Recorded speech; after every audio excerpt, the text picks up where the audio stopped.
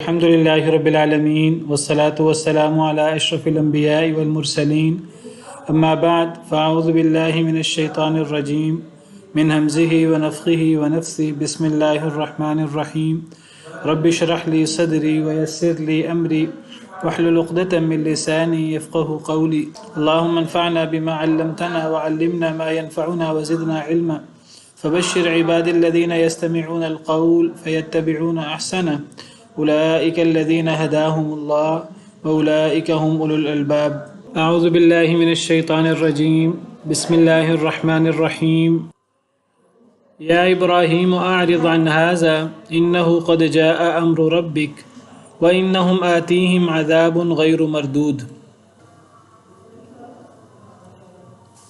یا ابراہیم اعرض عن هذا، اے ابراہیم اعراض کریں اس سے، انہ قد جاء امر ربک، بے شک تحقیق آ چکا ہے آپ کے رب کا حکم، وانہم آتیہم عذاب غیر مردود، اور بے شک وہ آنے والا ہے انہیں عذاب غیر مردود جو ٹالا جانے والا نہیں ہے۔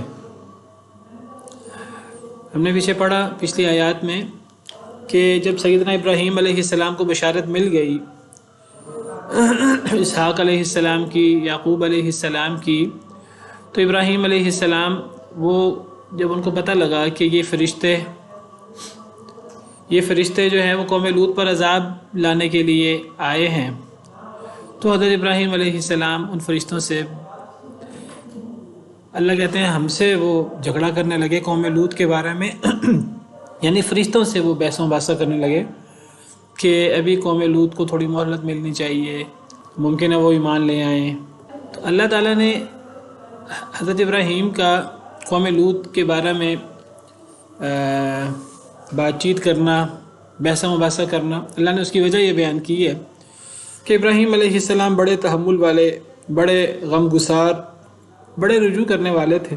تو پھر اللہ تعالیٰ فرماتے ہیں یا ابراہیم اعرض عن ھذا، اے ابراہیم، یہ فرشتوں نے کہا اللہ کی طرف سے کہ اے ابراہیم اعرض عن ھذا، کہ اب اس بات سے اعراض کرو، اب اس بات کو چھوڑ دو، دعا کرنے کا اور قوم لوط کے بارے میں مہلت دینے کا بحث و مباحثہ کرنا، اب اس کا کوئی فائدہ نہیں ہے۔ انہ قد جاء امر ربک، بے شک آپ کے رب کا حکم آ چکا ہے، اب اللہ کا فیصلہ ہو چکا ہے، عذاب کا فیصلہ ہو چکا ہے، تو اب مزید ڈیل دینا، اب اللہ کا فیصلہ آ گیا ہے، اب یہ لیٹ نہیں ہو سکتا۔ اب دعا کرنے کا قوم لوط کے بارے میں یا ان کے بارے میں مہلت وغیرہ دینے کا مطالبہ، اب اس سے اعراض کریں، اللہ کا حکم آ چکا ہے۔ وَإِنَّهُمْ آتِيهِمْ عَذَابٌ غَيْرُ مَرْدُودٌ، اور بے شک وہ لوگ یعنی قوم لوط، آتیہم آنے والا ہے انہیں، عذاب غیر مردود جو رد نہیں کیا جا سکتا، ٹالا نہیں جا سکتا اب عذاب آ کر رہے گا، اور قوم لوط والے اس عذاب سے اپنے آپ کو بچا بھی نہیں سکیں گے، اس عذاب کو روک بھی نہیں سکیں گے۔ وَلَمَّا جَاءَتْ رُسُلُنَا لُوطًا سِيءَ بِهِمْ وَضَاقَ بِهِمْ ذَرْعًا وَقَالَ هَذَا يَوْمٌ عَصِيبٌ، اور جب آئے ہمارے رسول لوط علیہ السلام کے پاس یہی فرشتے، اب حضرت ابراہیم علیہ السلام سے لوط علیہ السلام کے پاس چلے گئے، جب آئے ہمارے فرشتے لوط علیہ السلام کے پاس، سِيءَ بِهِمْ، تو برا کر دیا گیا ان کو، کیا مطلب برا کر دیا گیا ساتھ ان کے، سیہ کا تعلق سیدنا لوط علیہ السلام کے چہرے سے ہے کہ حضرت لوط علیہ السلام کا چہرہ بگڑ سا گیا، بہم ساتھ ان کے، یعنی ان مہمانوں کی وجہ سے، یعنی ان مہمانوں کو دیکھ کر ان کا چہرہ بگڑ سا گیا، پریشان حال ہو گئے۔ وضاق بہم ذرعا، اور تنگ ہو گئے ساتھ ان کے، ضاق تنگ ہو گیا، بہم ساتھ ان کے، ذرعن دل کے اعتبار سے حضرت لوط علیہ السلام کو تنگی پیدا ہوئی، چہرہ بگڑ سا گیا، پریشانی میں دل میں تنگی پیدا ہوئی۔ وقال هذا يوم عصیب، اور کہنے لگے یہ تو بڑا مشکل دن ہے۔ تو اب جب لوط علیہ السلام کے پاس یہ مہمان پہنچے تو لوط علیہ السلام شدید پریشان ہو گئے. اس پریشانی کے اثرات ظاہراً بھی ان پر ظاہر ہوئے، دل میں بھی انہوں نے تنگی محسوس کی، اور منہ سے کہنے بھی لگے کہ یہ تو بڑا مشکل دن، آج تو بڑا ہی مشکل دن ہے. تو یہ سیدنا لوط علیہ السلام کو اتنی پریشانی کیوں ہوئی؟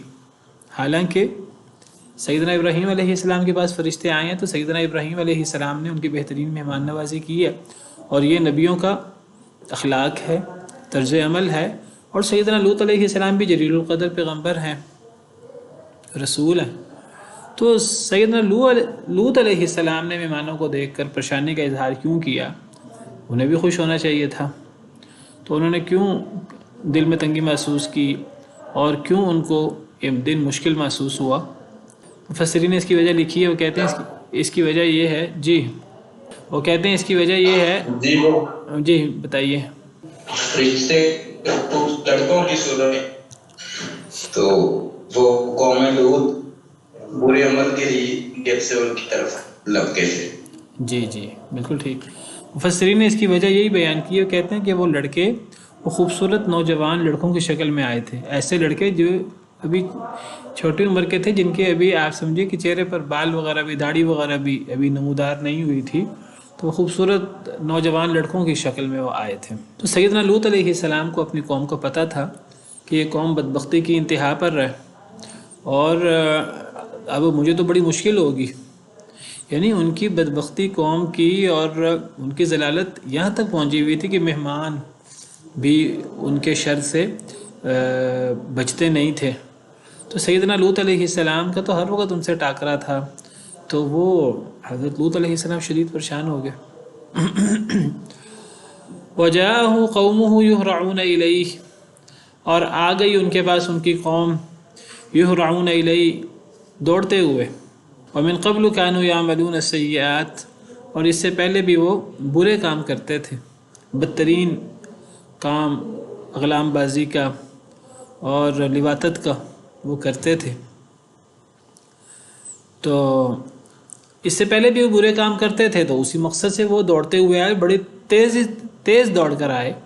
حضرت لوط علیہ السلام نے تو مہمانوں کو چھپانے کی کوشش کی، لیکن جب گھر کے اندر ہی مخالف بیٹھا ہوا ہے، جاسوس بیٹھا ہوا ہے قوم کا، حضرت لوط کی بیوی. قرآن کریم میں اللہ تعالیٰ نے انبیاء کرام علیہ السلام کا ذکر فرمایا ہے، اور اللہ تعالیٰ نے کفار کے لیے انبیاء کرام علیہ السلام کی حضرت نوح اور حضرت لوط کی بیویوں کا ذکر کیا ہے بطور مثال کفار کے لیے. کہ کفار کی مثال ایسے ہے جیسے نوح علیہ السلام کی بیوی اور لوط علیہ السلام کی بیوی کی. یعنی یہ جو کفار سمجھتے ہیں کہ ہم کچھ پیر فقیر بنا لیں گے، کچھ معبود مقرر کر لیں گے، اور اگر قیامت ہوئی تو یہ معبود ہمیں اللہ کے غصے سے، اللہ کے عذاب سے بچا لیں گے. تو اللہ تعالیٰ فرماتے ہیں کفار کے سامنے امرأت نوح امرأت لوط کی مثال ہونی چاہیے. اگر کوئی کسی کو بچا سکتا تو نوح علیہ السلام کی بیوی اور لوط علیہ السلام کی بیوی کو ان کے شوہر بچا سکتے تھے، وہ تو ان کے شوہر تھے.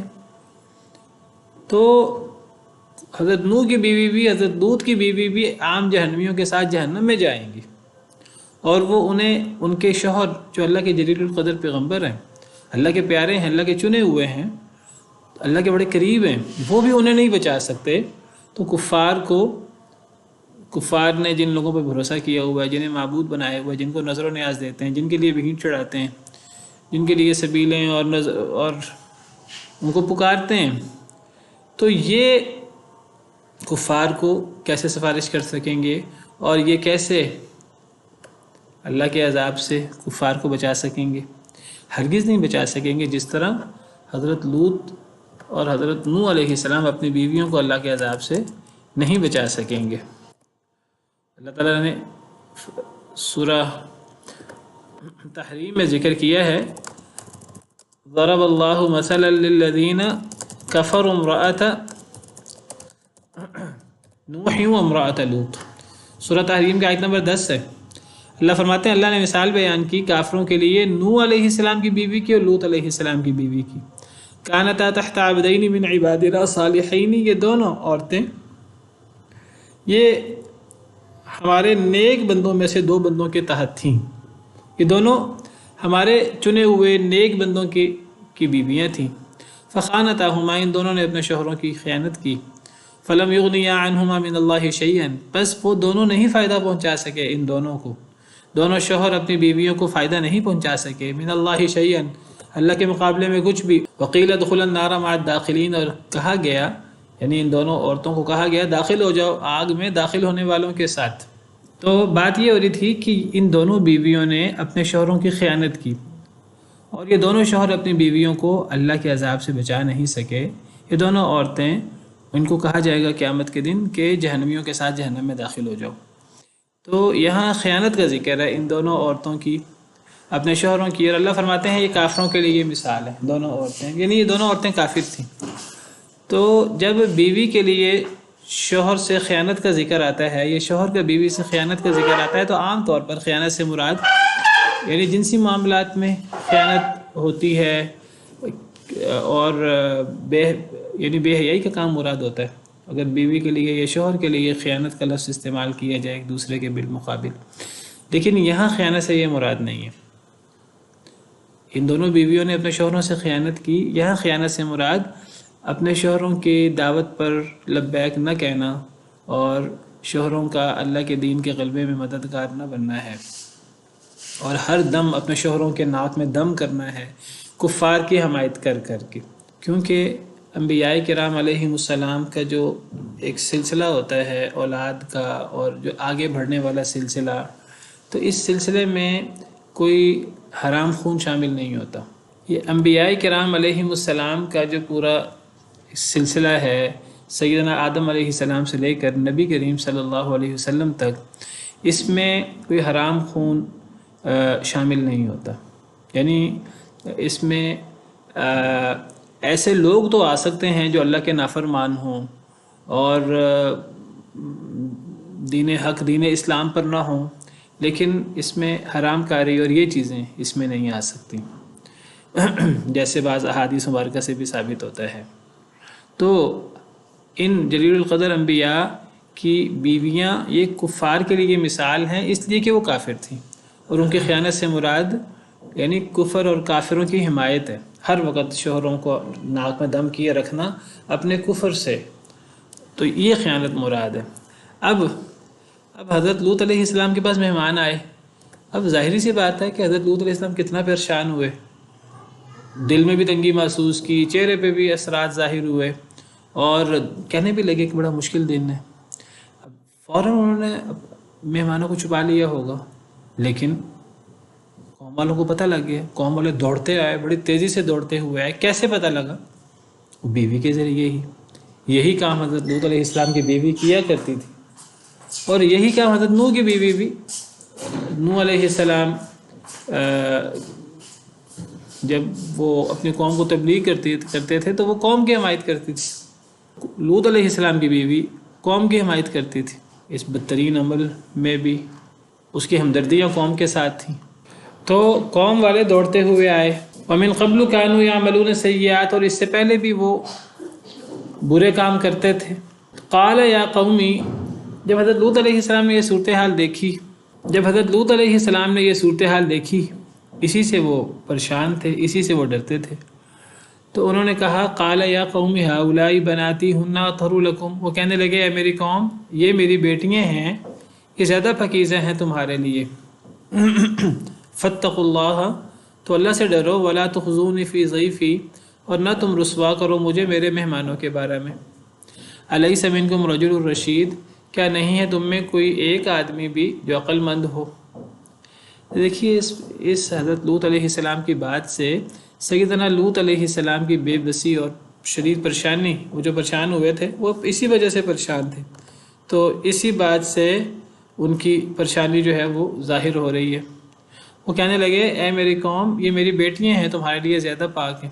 یعنی تم میرے مہمان ہیں، اور کسی کے مہمان اس کی عزت ہوتے ہیں، اور مہمانوں کی حفاظت میزبان کی ذمہ داری ہوتی ہے.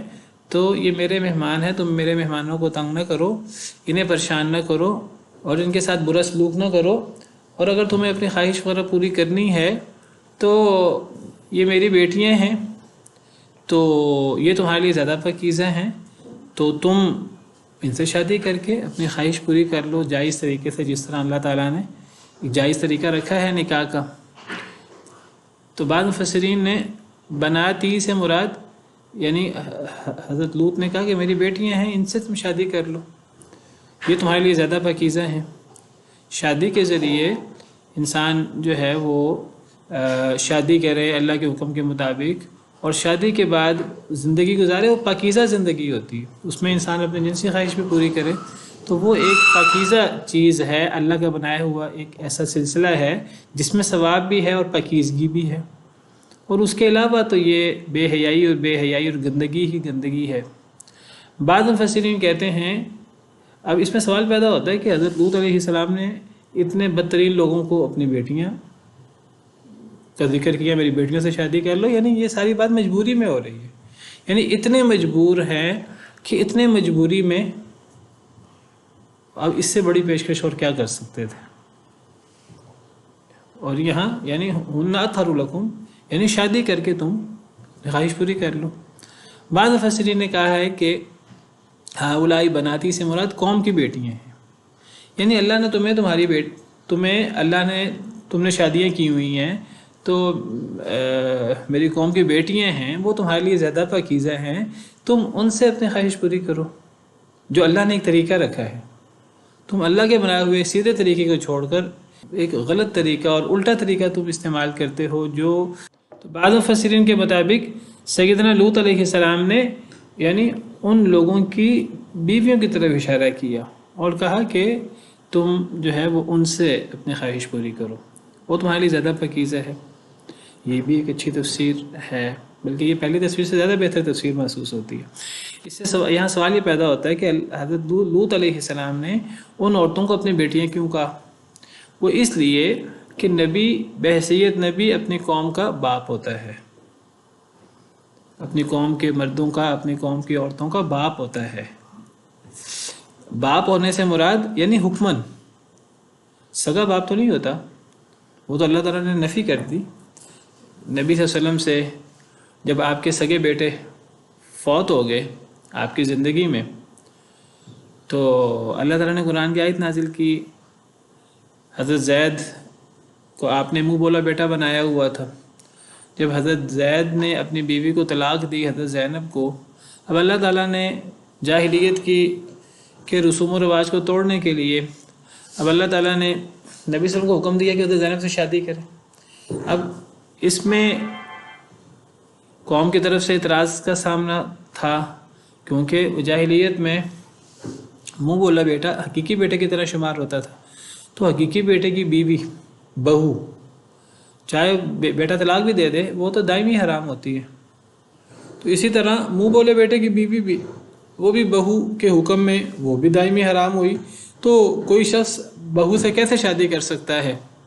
تو اللہ تعالیٰ نے اس رواج کو توڑنا تھا کہ منہ بولا بیٹا حقیقی بیٹے کی طرح نہیں ہوتا، یہ تو منہ کی بات ہے، یہ تو خود کسی کو بیٹا کہا ہے، کسی کو بیٹا کہنے سے بیٹا بن نہیں جاتا، اس کے لیے وہ حرام رشتے حرام نہیں ہو جاتے۔ تو وہاں اللہ نے پھر اس کی نفی کی ہے، ما کان محمد ابا احد من رجالکم ولکن رسول اللہ وخاتم النبیین، کہ محمد صلی اللہ علیہ وسلم تم میں سے کسی مرد کے باپ نہیں ہیں، آپ کے بیٹے جو تھے وہ فوت ہو چکے تھے، اور حضرت زید آپ نے ان کو، آپ کے غلام تھے، آپ نے ان کو آزاد کر دیا تھا، منہ بولا بیٹا بنا دیا تھا، تو اللہ نے بتایا کہ وہ منہ بولے بیٹے ہیں، وہ سگے بیٹے نہیں ہیں، کسی مرد کے باپ نہیں ہیں۔ تو وہاں سگے باپ ہونے کی نفی ہے، ورنہ نبی اپنی قوم کا باپ ہوتا ہے حکمن، بالکل ایسے جیسے نبی کی بیویاں قوم کی مائیں ہوتی ہیں، نبی کی بیویوں کو امہات المؤمنین کہا جاتا ہے۔ اب امہات المؤمنین کا مطلب یہ نہیں ہے کہ وہ قوم کی حقیقی مائیں ہیں، ماں سے تو پردہ نہیں ہوتا، حالانکہ اللہ تعالیٰ ازواج مطہرات کو حکم دیتے ہیں کہ آپ مردوں سے پردہ کریں، وَإِذَا سَأَلْتُمُوهُنَّ مَتَاعًا فَاسْأَلُوهُنَّ مِنْ وَرَاءِ حِجَابٍ، کہ جب تم ازواج مطہرات سے کوئی تمہیں سوال ہو، تم نے ان سے کوئی انٹریکشن ہو، کوئی معاملہ ہو تو پردے کے پیچھے سے معاملہ کیا کرو. تو ازواج مطہرات حقیقی مائیں نہیں ہوتی، حکمی مائیں ہوتی ہیں. حقیقی ماؤں کے احکام نہیں ہے کہ پردہ نہیں ہوگا.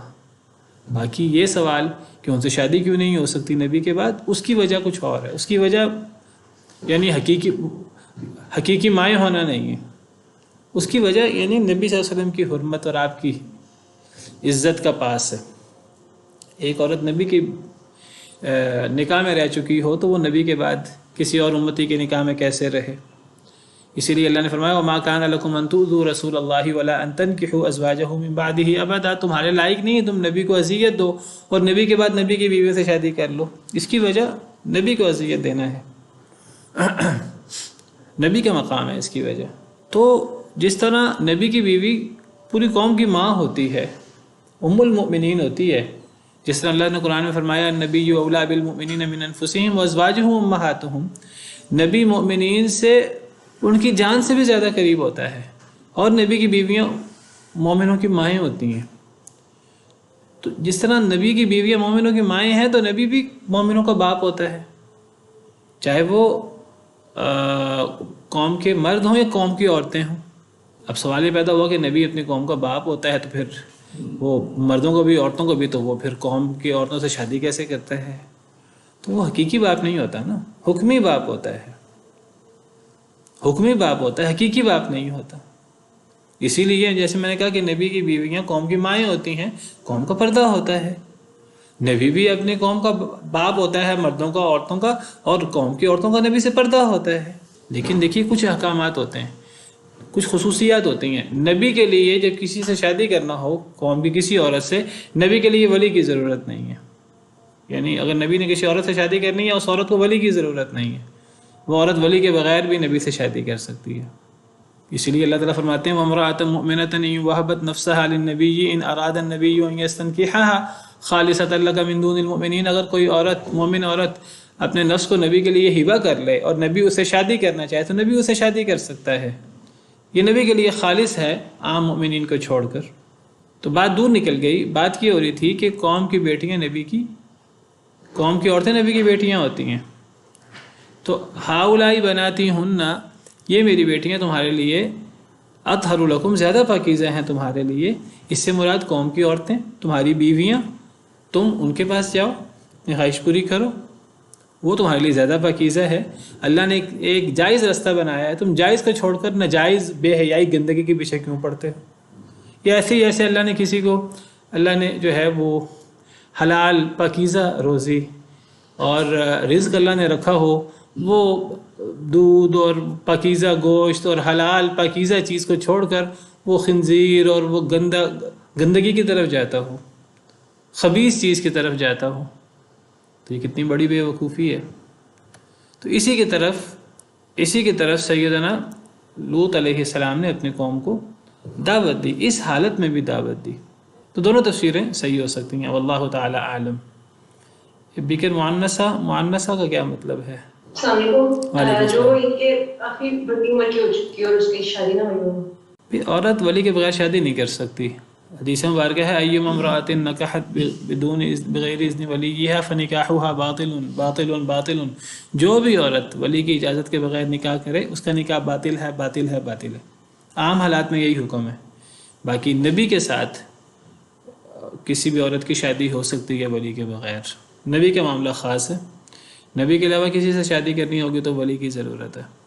اگر کوئی ولی نہیں ہوگا، یا کوئی ولی ہوگا لیکن کافر ہے یا کوئی غیر راشد ہے، تو پھر حکمران ولی ہوتا ہے، ولی پھر بھی ہوتا ہے. تو نبی قوم کا باپ ہوتا ہے. تو سیدنا لوط علیہ السلام نے فرمایا کہ یہ میری بیٹیاں ہیں تمہارے لیے زیادہ پاکیزہ ہیں. دیکھیے اس سے یہ نکاح کے رشتے کی پاکیزگی کی طرف اشارہ ہے. یہ کتنا پاکیزہ رشتہ ہوتا ہے. فاتقوا اللہ ولا تخزونی فی ضیفی، بس اللہ سے ڈرو اور نہ مجھے رسوا کرو میرے مہمانوں کے بارے میں. اگر یہاں بناتی سے مراد حضرت لوط کی بیٹیاں مراد لی جائیں تو دیکھیے انہوں نے مہمانوں کو رسوائی سے، بد عمل سے بچانے کے لیے کتنی بڑی بات کی.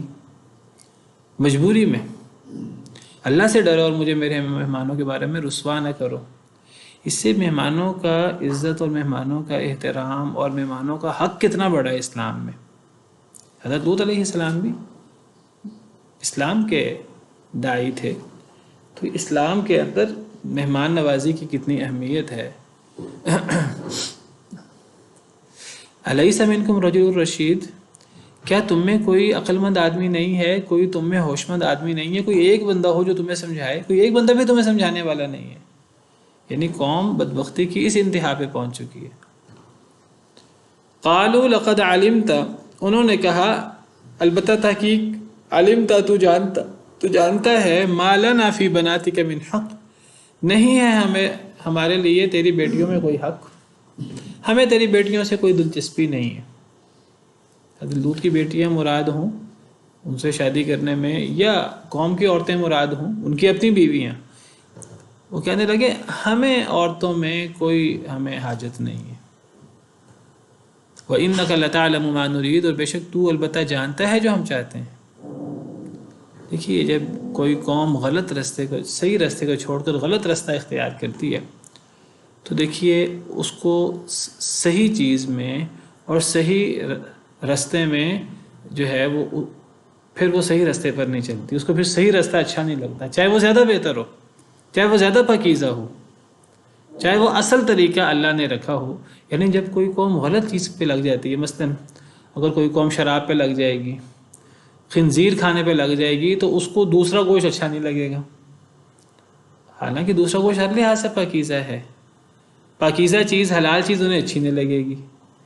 پھر ان کا عام استعمال، اب آپ دیکھیے کہ جو قومیں شراب اور سور یہ چیزیں استعمال کرتی ہیں، اب آپ دیکھیں ان کے ہاں سب سے زیادہ فارمنگ جو ہے وہ ان کی ہوتی ہے، پھر وہ ان کے ہاں یہ شراب اور یہ چیزیں ہر وقت مہمان نوازی میں اور ہر جگہ شراب، ہر جگہ شراب پانی کی طرح پھر وہ استعمال ہوتی ہے۔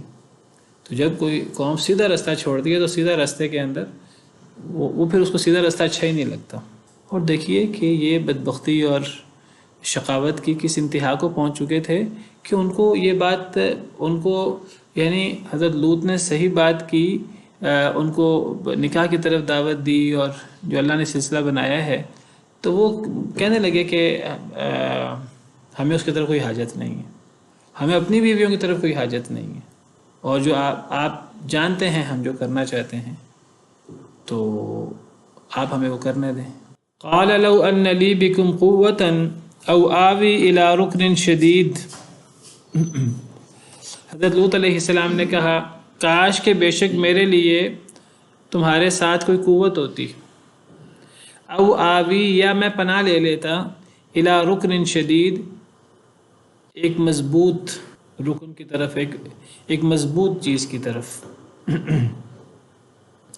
اب حضرت لوط جو ہیں وہ پہلے ہی شدید پریشان تھے اور ان کے توقع کے مطابق ہو رہا تھا، قوم والے کسی بات میں ماننے کو تیار نہیں تھے، تو حضرت لوط اسی بے بسی کی حالت میں کہتے ہیں کاش کہ میرے پاس کوئی قوت ہوتی، یا کوئی مضبوط پناہ گاہ ہوتی میرے پاس، مضبوط قلعہ ہوتا، میں قلعے میں تم لوگوں سے خود بھی بچ جاتا، اپنے مہمانوں کو بھی بچا لیتا۔ قوت سے کیا مراد ہے کہ میں خود اتنا طاقتور ہوتا کہ تمہیں منمانی نہ کرنے دیتا،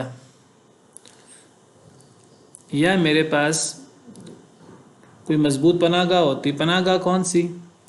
پناہ گاہ بیٹوں کی صورت میں بھی ہو سکتی ہے، حضرت لوط کے بیٹے نہیں تھے، جس کے بیٹے ہوتے ہیں تو وہ مقابلہ بھی کر لیتا ہے، سامنا بھی کر لیتا ہے۔ حضرت لوط خود بوڑھے ہیں، حضرت لوط کے بیٹے نہیں تھے، بیٹیاں تھیں صرف، یا خاندان بڑا خاندان ہو، مضبوط خاندان ہو، حمایت کرنے والا، وہ بھی نہیں تھا، یا پھر جو ہے وہ قلعہ وغیرہ مراد ہے، مضبوط قلعہ، ایسا کوئی میرے پاس ہوتا۔ اب حضرت لوط علیہ السلام نے یہاں قوت کا ذکر کیا ہے، یا خاندان کا، بیٹوں کا، یا قلعے وغیرہ کا ذکر کیا ہے،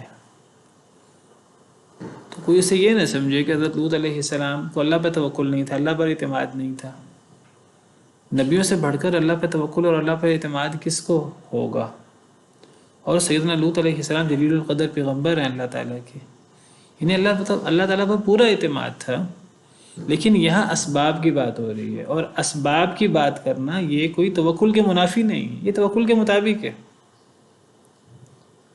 دیکھیے انسان کے دشمن ہوتے ہیں تو وہ دشمنوں سے اپنے آپ کو بچانے کے لیے وہ گھر اور دیواریں بناتا ہے، ایسی دیواریں کہ دشمن اتنے آرام سے داخل نہ ہو سکیں، اور اگر دشمن وغیرہ کا امکان ہو تو وہ پہرے دار وغیرہ کھڑے کرتا ہے، اور یہ کوئی اللہ پر توکل کے منافی نہیں ہے، اور نہ اسے اللہ نے منع کیا ہے۔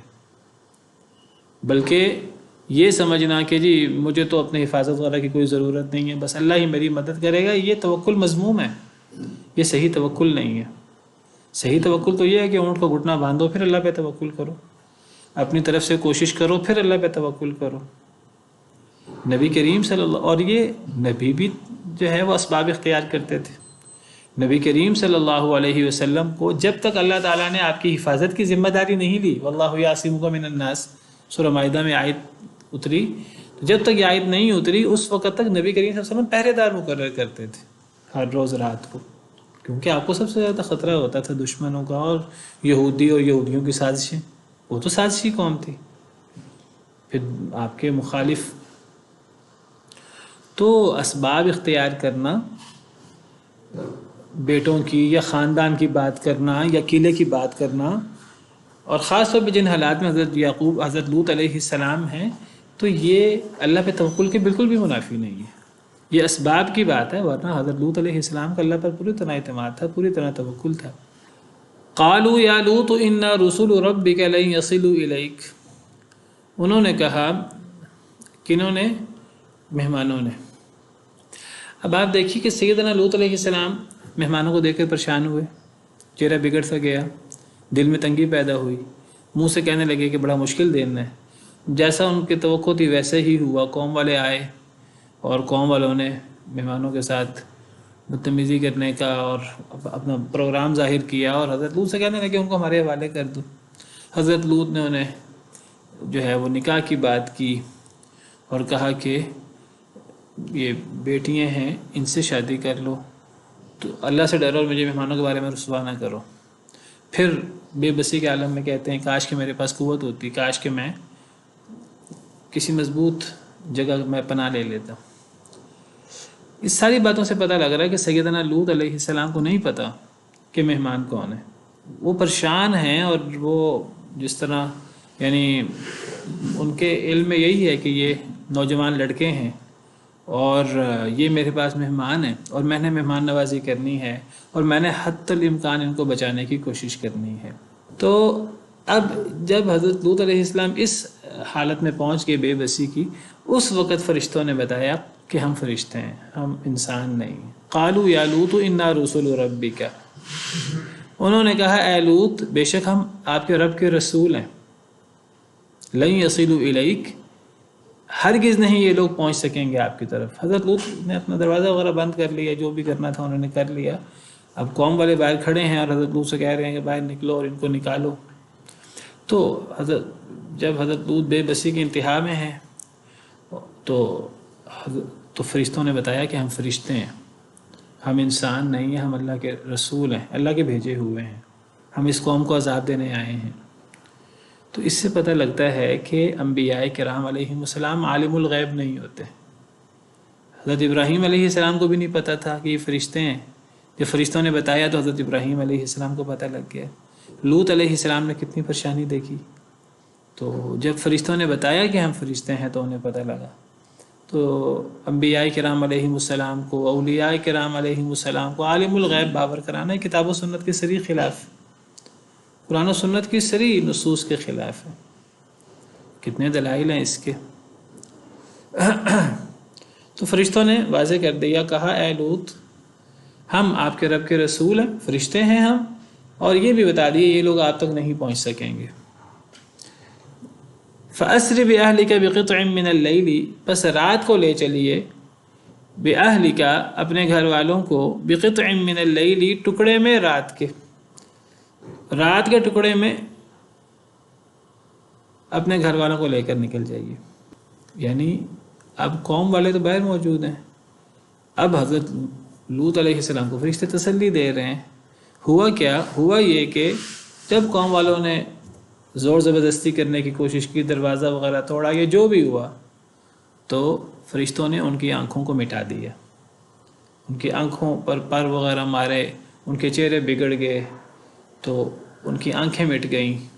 سورہ قمر میں ذکر ہے وَلَقَدْ رَاوَدُوهُ عَنْ ضَيْفِهِ فَطَمَسْنَا أَعْيُنَهُمْ فَذُوقُوا عَذَابِي وَنُذُرْ، کہ انہوں نے حضرت لوط علیہ السلام کو ان کے مہمانوں کے بارے میں پھسلانے کی کوشش کی، خراب کرنے کی کوشش کی. فَطَمَسْنَا أَعْيُنَهُمْ، ہم نے ان کی آنکھوں کو مٹا ڈالا. یعنی وہ جو لوگ مہمانوں کے ساتھ برا سلوک کرنے آئے تھے ان کے ساتھ تو یہ ہوا. وہ ساری قوم نہیں تھی، وہ قوم کے شر پسند لوگ تھے جو زیادہ بدبخت تھے، وہ لوگ تھے، تو ان کے ساتھ تو یہ معاملہ ہوا فوری طور پر. اب جب ان کے ساتھ یہ معاملہ ہوا تو وہ ڈر کے مارے بھاگ کھڑے ہوئے باقی لوگ کہ اب ہم کیا کریں. تو فرشتوں نے حضرت لوط علیہ السلام کو بتا دیا. فرشتے ہیں، حضرت لوط علیہ السلام کو بھی اندازہ ہو گیا.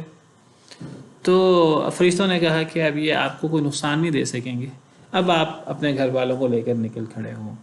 تو وہ قوم والے ایک دفعہ جا چکے ہیں. جب ان کے ساتھ فرشتوں نے، جو لوگ آئے ہوئے تھے خرابی کرنے، جب ان پر فرشتوں نے وار کیا تو وہ بھاگ کھڑے ہوئے. اب انہوں نے مل کر حملہ کرنا تھا یا کیا کرنا تھا، جو بھی. فرشتوں نے کہا پریشان نہ ہوں، اب آپ نکل جائیں. آپ اپنے گھر والوں کو لے کر نکل جائیں رات کے کسی ٹکڑے میں، بقطع من اللیل، قطع ٹکڑا یعنی حصہ، من اللیل رات کے ٹکڑے میں، رات کے کسی پہر اپنے گھر والوں کو لے کر نکل جائیں. وَلَا يَلْتَفِتْ مِنْكُمْ أَحَدٌ، اور نہ مڑ کر دیکھے تم میں سے کوئی ایک. اب آپ اور آپ کے گھر والے نکل جائیں گے تو پیچھے آپ کی قوم پر عذاب آئے گا، بڑی ڈرونی آوازیں آئیں گی، آپ کو پریشانی ہوگی، کوئی مڑ کر نہ دیکھے. إِلَّا امْرَأَتَكَ، سوائے آپ کی بیوی کے. یعنی حضرت لوط علیہ السلام کو حکم ہوا کہ آپ اپنے گھر والوں کو لے کر نکل جائیں. آپ کے گھر والوں میں کون تھا؟ بیٹیاں تھیں آپ کی، بیوی تھی. آپ سب کو لے کر نکل کھڑے ہوئے. فرشتوں نے کہا کوئی مڑ کر نہ دیکھے، مڑ کر دیکھے گا تو بیوی دیکھے گی، اور جب مڑ کر وہ دیکھے گی وہ بھی عذاب کا شکار ہو جائے گی. إِنَّهُ مُصِيبُهَا مَا أَصَابَهُمْ، بے شک پہنچنے والا ہے اس کو جو انہیں پہنچنے والا ہے. جو آپ کی قوم کو پہنچے گا وہ آپ کی بیوی کو بھی پہنچے گا، کیونکہ وہ بیوی قوم کے ساتھ ہے. کوئی مڑ کر نہ دیکھے سوائے آپ کی بیوی کی. وہ مڑ کر دیکھے گی، جب وہ مڑ کر دیکھے گی تو اسے بھی وہی پہنچے گا. جو پتھروں کی بارش ہوئی تو وہ پتھروں کی بارش جو ہے وہ بیوی پر بھی ہوئی. جب اس نے مڑ کر دیکھا اسے پہنچے گا جو انہیں پہنچا. إِنَّ مَوْعِدَهُمُ الصُّبْحُ، بے شک ان کا وعدہ صبح کا ہے، صبح کے وقت ان پر عذاب آئے گا. أَلَيْسَ الصُّبْحُ بِقَرِيبٍ، کیا نہیں ہے صبح قریب؟ کیا صبح قریب نہیں ہے؟ صبح تو قریب ہے، تو صبح ان پر عذاب آ جائے گا. پتہ لگا کہ سیدنا لوط علیہ السلام عالم الغیب نہیں تھے. پتہ لگا کہ اللہ تعالیٰ قوم پر نبی کی موجودگی میں عذاب نہیں بھیجتے. نبی کا وجود مسعود قوم کے لیے کتنا بابرکت ہوتا ہے. قوم بدبختی کی انتہا پر ہو تب بھی نبی کی موجودگی میں عذاب نہیں آتا. جب نبی نکلتا ہے تو عذاب آتا ہے. تو دیکھیے نیک لوگوں کی نیکی اور نبی کا وجود یہ قوم کے لیے، چاہے قوم کتنی مخالف کیوں نہ ہو، ان پر کتنی زیادتیاں کیوں نہ کرتی ہو، تو نیک لوگوں کا وجود برے لوگوں کے لیے کس طرح بابرکت ثابت ہوتا ہے. اللہ تعالیٰ فرماتے ہیں کہ وَمَا كَانَ اللَّهُ لِيُعَذِّبَهُمْ وَأَنْتَ فِيهِمْ، نبی صلی اللہ علیہ وسلم کو سورہ انفال میں کہ اے نبی صلی اللہ علیہ وسلم جب تک آپ ان میں موجود ہیں اللہ انہیں عذاب نہیں دیں گے. وَمَا كَانَ اللَّهُ مُعَذِّبَهُمْ وَهُمْ يَسْتَغْفِرُونَ، اللہ انہیں عذاب نہیں دیں گے جب تک ان میں استغفار کرنے والے موجود ہیں. مسلمان نیک لوگ تھوڑے ہوں تو اللہ تعالیٰ عذاب نہیں دیتا قوم کو.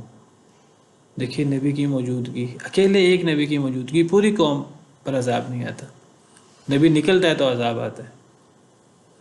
نیک لوگوں کی موجودگی، استغفار کرنے والوں کی موجودگی میں عذاب نہیں آتا. اس سے پتہ لگا کہ اکثر قوموں پر جو عذاب آیا ہے وہ سحری کے وقت آیا ہے، صبح کے وقت، سحری کے وقت. صبح کا وقت اکثر قوموں پر عذاب آیا ہے۔ اچھا، عذاب آنا یہ اللہ کی رحمت ہے کہ اللہ کی ناراضگی ہے؟ یعنی صبح کے وقت عذاب آتا ہے تو صبح کا وقت بابرکت ہوا کہ صبح کا وقت خوفناک ہوا؟ صبح کا وقت بابرکت ہوتا ہے۔ اگر صبح کا وقت بابرکت ہے تو عذاب کا وقت کیسے ہے؟ وہ ایسے ہے کہ عذاب برائی سے پاک کرنے کے لیے، جی یعنی عذاب قوم کے لیے تو وہ عذاب ہے، قوم کے لیے تو منحوس لمحہ ہے، لیکن ایمان والوں کے لیے تو بابرکت لمحہ ہے کہ قوم جو ہے اللہ کی زمین وہ برے لوگوں سے پاک ہو رہی ہے۔ تو لوگوں کے لیے، کافروں کے لیے تو وہ یعنی کوئی اچھا وقت نہیں ہے، لیکن مسلمانوں کے لیے، ایمان والوں کے لیے بابرکت وقت ہے۔ اکثر صبح کے وقت اللہ نے زمین کو بدترین لوگوں سے پاک کیا ہے عذاب بھیج کر، جیسے قوم لوط کو صبح کے وقت ہلاک کیا گیا۔ ان کا وعدہ صبح کا ہے اور صبح قریب نہیں ہے، صبح قریب ہے۔ سورہ حجر میں ہے فَأَخَذَتْهُمُ الصَّيْحَةُ مُشْرِقِينَ، اشراق کے وقت اس قوم پر چیخ کا عذاب آیا۔ اشراق کے وقت، اشراق کا وقت کون سا ہوتا ہے؟ جب سورج نکلتا ہے، تو اس وقت اس قوم پر چیخ کا عذاب آیا۔ اس قوم پر کئی عذاب آئے تھے۔ ایک تو وہ لوگ جو مہمانوں کو خراب کرنے میں پیش تھے، ان کی آنکھوں کو مٹا دیا۔ یہ ایک زائد عذاب ہے ان لوگوں کے لیے جو پیش ہیں، آگے ہیں۔ اور اس کے علاوہ 3 عذاب اس قوم پر آئے جس کا ذکر آگے آ رہا ہے۔ ایک عذاب اس قوم پر آیا کہ ان کی بستی کو الٹا دیا گیا، ایک عذاب اس قوم پر آیا کہ پتھروں کی بارش ہوئی، اور تیسرا عذاب اس قوم پر آیا کہ چیخ کا عذاب۔ اور یہ عذاب یہ اشراق کے وقت آیا۔ فَأَخَذَتْهُمُ الصَّيْحَةُ مُشْرِقِينَ۔ قوم سمود کے حوالے سے آتا ہے سورہ حجر میں ہی فَأَخَذَتْهُمُ الصَّيْحَةُ مُصْبِحِينَ۔ آپ کو پتہ قوم سمود پر بھی چیخ کا عذاب آیا تھا، تو ان پر چیخ کا عذاب بھی صبح کے وقت آیا تھا۔ فَأَخَذَتْهُمُ الصَّيْحَةُ مُصْبِحِينَ، صبح کے وقت ان پر چیخ کا عذاب آیا تھا۔ تو بہت ساری قوموں پر جو عذاب آیا ہے اس عذاب کا وقت جو ہے وہ صبح کا ہے۔ اس طرح جب یہ دنیا بدترین لوگوں پر قائم ہوگی قیامت، تو قیامت بھی صبح کے وقت قائم ہوگی، فجر سے لے کر سورج نکلنے کے درمیان، جمعے کے دن۔ حدیث مبارکہ میں آتا ہے جمعے کے دن ہر جانور جو ہے وہ ڈرتا رہتا ہے جمعے کے دن، اور ڈرتا کس بات سے رہتا ہے کہ قیامت قائم نہ ہو جائے۔ فرعون کی قوم بھی جو تباہ ہوئی تھی صبح کے وقت تباہ ہوئی تھی۔ رات کو بنی اسرائیل نکلے تھے تو پیچھا کیا تھا فرعون وغیرہ نے، تو وہ جب فرعون کی قوم جب آمنے سامنے ہوئی تھی بنی اسرائیل کے، اور بنی اسرائیل نے سمندر پار کر لیا، اور فرعون کی قوم جب سمندر پار کرنے لگی تو عذاب آیا۔ یہ واقعہ بھی صبح کا ہے، قرآن کریم میں صراحت ہے کہ یہ صبح کا واقعہ ہے۔ فَأَتْبَعُوهُمْ مُشْرِقِينَ، انہوں نے پیچھا کیا ان کا صبح کے وقت۔ تو اکثر قوموں پر عذاب صبح کے وقت آتا ہے، وَالْعِيَاذُ بِاللَّہ۔ تو اللہ تعالیٰ فرماتے ہیں فَلَمَّا جَاءَ أَمْرُنَا جَعَلْنَا عَالِيَهَا سَافِلَهَا، پس جب آ گیا ہمارا حکم قوم لوط پر، جعلنا ہم نے کر دیا عالیہا اس کے اوپر کے حصے کو، یعنی اس زمین کے اوپر کے حصے کو ہم نے کر دیا سافلہا اس کا نچلا حصہ۔ زمین کا اوپر کا حصہ ہم نے نچلا حصہ کر دیا، یعنی اگر یہ زمین ہے یہ اس کا اوپر کا حصہ، یہ نیچے کا حصہ ہے، تو یہ زمین کو الٹا دیا گیا۔ تو اوپر کا حصہ جو ہے وہ یہ نیچے کا حصہ ہے، اوپر کا حصہ نیچے ہو گیا، نیچے کا حصہ اوپر ہو گیا، زمین بستی کو الٹا دیا گیا۔ وَأَمْطَرْنَا عَلَيْهَا حِجَارَةً مِّن سِجِّيلٍ، اور ہم نے بارش کی اس پر، اس زمین پر، حجارۃ من سجیل، پتھروں کی، من سجیل ٹھیکری کے، منضود تہ بتہ، تو ایسے پتھر جو گیلی مٹی کے ہوں پھر انہیں خشک کر دیا گیا ہو آگ پر، یا تو ایسے پتھروں سے ان پر بارش کی گئی، تہ بتہ۔ مصومتاً عند ربک، وہ پتھر نشان زدہ تھے آپ کے رب کے پاس، ہر پتھر پر ہر کافر کا نام، کون سا پتھر کس کافر کو لگنا ہے، اللہ کے ہاں اتنا حساب موجود ہے، اور اتنا حساب موجود ہوتا ہے۔ نشان زدہ، ہر پتھر پر اس پتھر نے کس کو مردار کرنا ہے، اس کا نام تھا کافر کا۔ وما ہی من الظالمین ببعید، اور نہیں ہے وہ بستی ظالموں سے دور۔ وما ہی سے مراد وہ کافروں کی بستی ہے، یعنی قوم لوط کی جو بستی ہے یہ من الظالمین ببعید، ظالموں سے مراد قریش، یہ بستی قوم لوط کی قریش سے، مکہ والوں سے کوئی زیادہ دور نہیں ہے۔ یہ آپ کو پتہ ہے کہ یہ اردن کا علاقہ، بحر میت، یہ قوم لوط کا علاقہ تھا، یہ سعودی عرب کے مکہ مکرمہ کے قریب ہے، زیادہ دور نہیں ہے۔ بعض مفسرین کہتے ہیں وما ہی سے مراد یہ پتھر ہیں، یہ پتھر من الظالمین ببعید، یہ پتھر ظالموں سے دور نہیں تھے، یعنی ظالم ان پتھروں سے بچ نہیں سکتے تھے، یہ پتھر ظالموں سے دور نہیں تھے، جس پتھر نے جس ظالم پر پڑنا تھا اس نے پڑنا تھا اور وہ پڑا، تو یہ ظالم اپنے آپ کو پتھروں سے دور نہیں کر سکے، بچا نہیں سکے۔ بعض مفسرین کہتے ہیں کہ وہ بستی قوم لوط کی، وہ ظالموں سے مراد قریش ہوں گے، کہ یہ بستی قریش سے دور نہیں تھی، اہل مکہ سے قریب تھی۔ والعیاذ باللہ۔ سبحان ربک رب العزۃ عما یصفون وسلام علی المرسلین والحمد للہ رب العالمین۔